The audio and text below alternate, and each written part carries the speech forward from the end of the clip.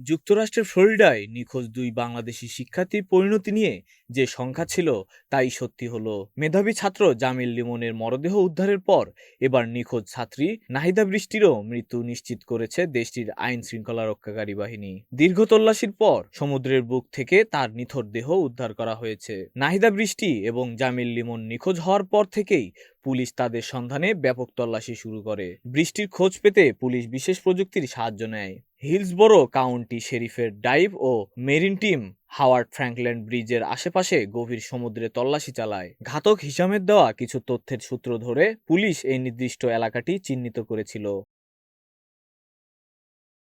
দীর্ঘ কয়েক ঘন্টার রুদ্ধশ্বাস অভিযানের পর ডুবুরিরা পানির গভীর থেকে বৃষ্টির মরদেহ উদ্ধার করে। শনাক্ত করার পর দেখা যায় তার দেহে আঘাতের চিহ্ন রয়েছে, যা থেকে ধারণা করা হচ্ছে তাকে অত্যন্ত নৃশংসভাবে হত্যা করে সাগরে ফেলে দেওয়া হয়েছিল।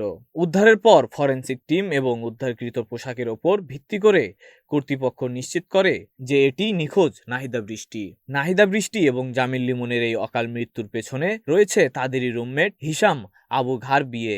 হিসামকে গ্রেপ্তারের পর গোয়েন্দাদের জেরার মুখে বেরিয়ে এসেছে চাঞ্চল্যকর তথ্য। হিসাম আবু ঘার বিয়ে ইউনিভার্সিটি অব সাউথ ফ্লোরিডার প্রাক্তন শিক্ষার্থী। তদন্তে দেখা গেছে তার দীর্ঘ অপরাধমূলক ইতিহাস ছিল। ইতিপূর্বে সে পরিবারের সদস্যদের উপর হামলা এবং চুরির দায়ে গ্রেপ্তার হয়েছিল। ব্যক্তিগত কোনো ক্ষোভ অথবা হিসামের উগ্র মানসিকতার শিকার হতে হয়েছে এই দুই মেধাবী প্রাণকে। পুলিশ ধারণা করছে প্রথমে তাদের ওপর শারীরিক নির্যাতন চালানো হয় এবং পরবর্তীতে মৃত্যু নিশ্চিত করার জন্য সাগরে ফেলে দেওয়া হয়। হিসামকে ধরতে পুলিশকে ব্যাপক বেগ পেতে হয়েছিল।